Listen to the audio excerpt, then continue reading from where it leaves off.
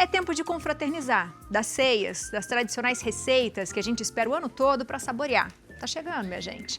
Mas embora tudo pareça festa, o que preocupa nesse momento são os excessos. Os prejuízos vão desde dores abdominais, azia, até o agravamento de doenças já existentes. Para a gente aproveitar as festas de fim de ano sem se privar das delícias da época, o melhor é ficar atento ao equilíbrio. Sobre o assunto, a gente conversa agora com o cirurgião do aparelho digestivo, Dr. Fábio Bonaldi. Doutor, seja muito bem-vindo. Boa tarde, doutor. Boa tarde, Biane. Muito obrigado pelo convite. Boa tarde a todos. Eu que agradeço, doutor. Quando a gente fala em excesso, né, a gente fala em vários tipos de excesso, né, doutor? Que às vezes as pessoas acabam cometendo nessa época mesmo. Mas existem alguns alimentos e algumas coisas que elas são bem prejudiciais. Do que a gente pode estar falando? Sim. Bom, primeiro eu estou num mato sem cachorro, né? Porque falar de excessos nessa época do ano com delícias como o bacalhau. Não é, chefe? Deu água na boca, Não, viu? chefe, não é, Deu doutor? água na boca. Bom, excessos, a gente tem que tomar muito cuidado com os excessos para conseguir aproveitar corretamente essa época.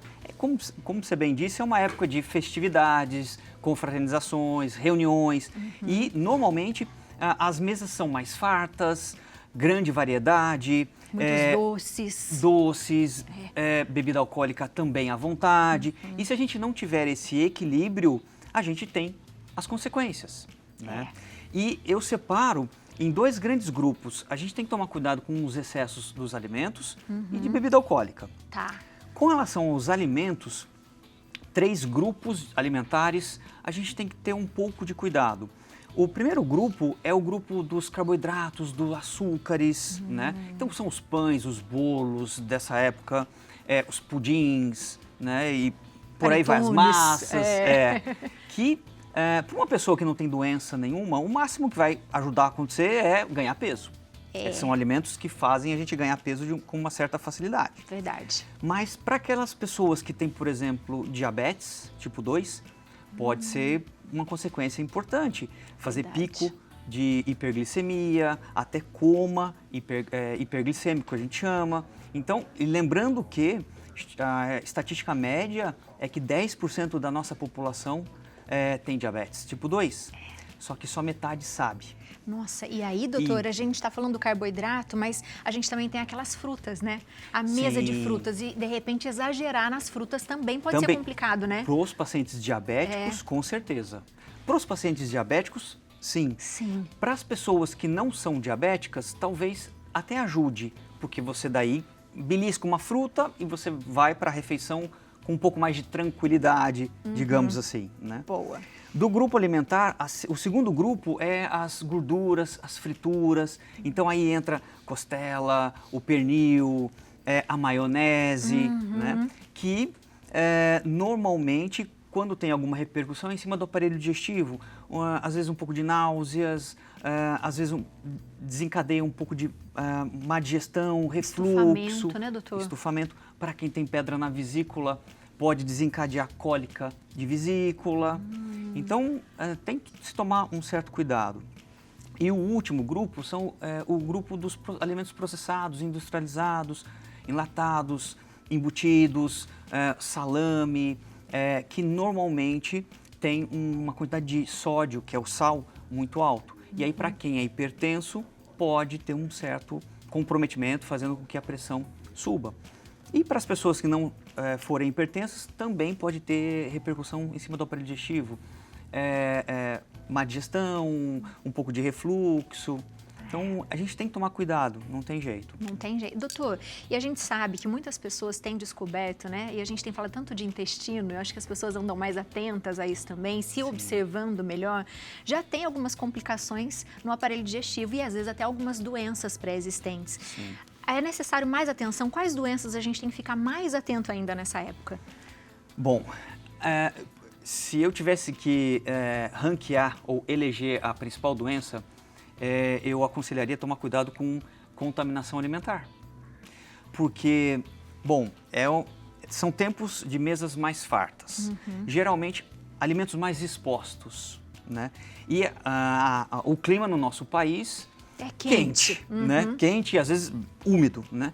E é uma temperatura espetacular para a proliferação bacteriana, em torno de 32 graus, elas adoram isso. E aí quando você tem uma proliferação bacteriana maior e você faz essa contaminação do aparelho digestivo, você vai ter repercussão. E repercussão desde leve, com um pouco de náuseas, um pouco de mal-estar, comi, não caiu bem, um ou dois episódios de diarreia, mas você também pode ter repercussões mais importantes, como diarreias mais intensas, vômitos incoercíveis, são vômitos que não param, levando a desidratação, perda de eletrólitos, e isso é em especial importante para pacientes ou pessoas idosas e crianças. Então, a gente tem que tomar cuidado com a contaminação, né? Quem já tem a disbiose, doutor, também, né? Aí Vai a gente faz piorando, uma né? bagunça inteira, né? Então, se a pessoa já tem uma disbiose intestinal, quando pega uma contaminação alimentar, tudo vira de perna para o ar, né? Então, até você depois atingir esse equilíbrio de flora bacteriana, vai um tempo aí, né? Doutor, o que a gente tem que fazer, então, para conseguir aproveitar? Como que a gente consegue achar esse equilíbrio? O que a gente deve se atentar? Pois é. Bom, na minha opinião, eu acho que a primeira coisa é tomar cuidado com a bebida alcoólica. Então, o álcool também é um vilão, né, disso tudo. E saber aproveitar, né? Então, algumas dicas que eu daria seria, primeira coisa, faça um planejamento. Então, tenha calma. Então, a hora que você chega numa festa ou chega na ceia, tenha um planejamento. Olhe tudo que você tem ali para comer e primeiro escolha, vou comer tal coisa, né, por ordem de preferência. Então, tenha esse planejamento. A segunda coisa do planejamento é não deixe de comer legumes, verduras, frutas, porque ajuda você se conter nessas outras coisas mais gostosas dessa época do ano, né? E coma em recipientes menores, porque normalmente a gente tem o costume de não querer deixar comida no prato, né? E a gente acaba forçando. Então, se você come em porções menores, mesmo que repita várias vezes, mas a tendência é você comer menos. Então, eu acho que fazer esse planejamento é uma coisa importante. E aí, doutor, tem uma coisa também, né, que eu vivo com um intolerante. Tudo a gente tem que perguntar, porque às vezes a gente acha que, sei lá, algum alimento fala, não, isso aqui não vai ter leite ou não vai ter glúten, por exemplo. E tem. Então, a gente tem que tomar muito cuidado com isso, né, doutor? Sim.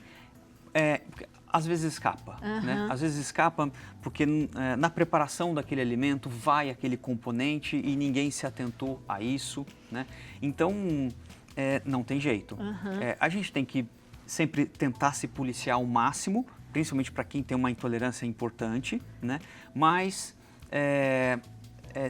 uma vez consumido, ok, vamos lá, vamos tentar readquirir equilíbrio de flora bacteriana com um probiótico, fazer uma boa hidratação. A hidratação é excelente, então ajuda muito, né? Repor eletrólitos. Então, na medida do possível, tentar buscar o equilíbrio o mais rápido possível. Doutor, é possível nessa época a gente descobrir alguma doença? Porque de repente algum sintoma pode, de repente, ser muito prejudicial. O que a gente tem que se atentar em relação às dores, principalmente, né? Por exemplo, sim, as dores. Se eu na minha rotina não entra, por exemplo, muita gordura ou fritura, aí nessa época do ano, né, são coisas gostosas e eu acabo comendo. E aí eu começo a ter desconforto, um pouco de mal-estar, a boca um pouco amarga, às vezes um pouco de cólica abdominal. A pessoa tem que se atentar, opa, será que tá tudo bem com a minha vesícula? Será que eu tenho pedra na vesícula? Será que eu estou tendo uma digestão correta? Ou então, se come alimentos com essa característica, olha, eu estou tendo muita azia, estou sentindo a comida retornar, será que eu tenho refluxo? Então, talvez seja uma época para se atentar a pesquisar alguma coisa, dependendo dos sintomas do paciente. E doutor, como ficam as pessoas que fazem as cirurgias de redução, né? Nessa época do ano, como é que elas podem se comportar? Como é que fica essa situação? Muita gente ainda não consegue comer. O que tem que fazer, doutor? Sim. Bom, se a pessoa está com uma cirurgia recente, ela vai pagar o preço de que ela não pode sair, né, daquele esquema que a gente faz para pós-operatório de gastroplastia recente, Mas se é uma cirurgia já um pouco mais tardia e ela já voltou a uma alimentação normal, ela vai conseguir. É óbvio que tem alguns alimentos que dão mais intolerância nos pacientes que têm uma cirurgia de redução do estômago, né? Mas nada que a pessoa já também não saiba e acabe evitando nesse momento, né? Então, adaptação, não tem jeito, né? Existe um preço a se pagar. A se pagar, né, doutor? Sim, sim. E não tem o que fazer, porque se você sabe que você tem a doença, né, que alguns alimentos acabam provocando isso, Sim. não tem o que fazer. E se acontecer, vai ter que, de repente, tomar essas decisões. Sim, Muita gente também acaba parando, doutor, atividade física, acaba esquecendo de se hidratar, porque fica o dia inteiro, fica conversando, enfim. Isso também pode ampliar essas dores ou as inflamações, por exemplo, né? Dentro do ranking dicas, como você falou, a hidratação é espetacular.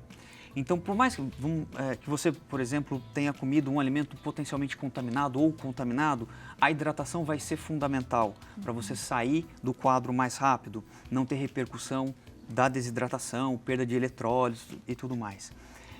Então, hidratar-se, voltar para uma rotina o mais rápido possível. Então, tentar voltar para uma rotina da tua atividade física, que seja, então, ou a rotina alimentar mesmo. Então, sair um pouco fora na festa, mas agora eu já voltei para a minha rotina para tentar organizar o mais rápido possível. Uma outra dica, Abiane, é a regrinha dos 20 minutos. Então, o que é a regrinha dos 20 minutos? Demore um pouco para comer. Porque o organismo, a hora que o alimento chega no estômago, existe uma cascata de mediadores hormonais e nervosos que demoram em torno de 20 minutos para avisar o cérebro que o estômago já está cheio. Então, se você come um pouco mais devagar, espera os seus 20 minutos, a tendência é você comer de uma maneira mais comedida. Então, a regrinha dos 20 minutos ajuda bastante você se conter, principalmente com tanta variedade de alimentos, né? E mastigação, doutora, a gente sempre fala isso, né? Que mastiga rápido, enfim. Existe uma contagem certa de mastigação ou não, doutor? Não, assim, teoricamente você tem que mastigar bem os alimentos, não que você tenha que mastigar 70 ou 90 vezes o mesmo alimento, mas a mastigação, quer dizer, o processo digestivo começa na boca. Então você facilita o trabalho do teu estômago, o trabalho dos intestinos e até o trabalho das bactérias do intestino, mastigando bem os alimentos. Então, o início do processo digestivo é a mastigação. Então, mastigar é fundamental. Se a gente vai mastigar 60, 70, bom, depende muito da consistência, depende de vários outros aspectos, mas o importante é mastigar muito bem, né? Independente do que seja. Com certeza. Na dúvida, doutor, ficou muito ruim, tentou voltar tudo, hidratou, mas aí tá com prisão de ventre há dias, por exemplo, com muitas dores. O que tem que fazer? Bom, a gente, dependendo dos sintomas, né? Então, por exemplo, se a pessoa comeu alguma coisa e está tendo um quadro de intoxicação alimentar, vai depender muito se é um sintoma mais leve ou um sintoma mais vigoroso. Sintomas leves, normalmente um probiótico, hidratar bem, uma dieta leve, já é o suficiente para resolver. Sintomas um pouco mais intensos, que levam o paciente a ter vômitos, diarreia mais intensa, desidratação, hidratar muito bem. E se não estiver conseguindo hidratar por boca, aí sim ser medicado, atendimento em pronto-socorro e tudo mais, né? Soro. Se for ao contrário, constipação, a pessoa que tem um problema de constipação, aí tentar ir para o equilíbrio, né, da pessoa o mais rápido possível, né? Então, usar só a festividade como a exceção e você entrar para a rotina de novo, o mais rápido possível. A rotina é uma palavra, rotina e equilíbrio são as duas palavras que a gente passa muito bem por essa época do ano. Com certeza, sem laxantes, né, doutor? Sem laxantes de preferência. De preferência, Sim. né? Para você não estragar tudo e depois ter que recuperar depois de novo, a gente vai demorar mais tempo para recuperar, né? Doutor, Sim. muito obrigado. Imagina. Obrigado pelo convite. Eu adoro participar do programa. Muito obrigado, Biane. Seja sempre bem-vindo, doutor. Obrigado. Feliz Ano Novo, Feliz Também, Natal, se a gente não vocês. se vê. Sim, para todo mundo. Sem excessos, né, doutor? Sem excessos, para a gente passar bem. Exatamente. Né? Você de casa aproveita para seguir o doutor na internet, @Clínica Bonaldi. Isso mesmo, né, doutor? Clínica Bonaldi. Pronto. Obrigada, doutor. Obrigado. Minha gente, sempre, devagar e sempre, né? É melhor assim, para a gente poder aproveitar bem, viu?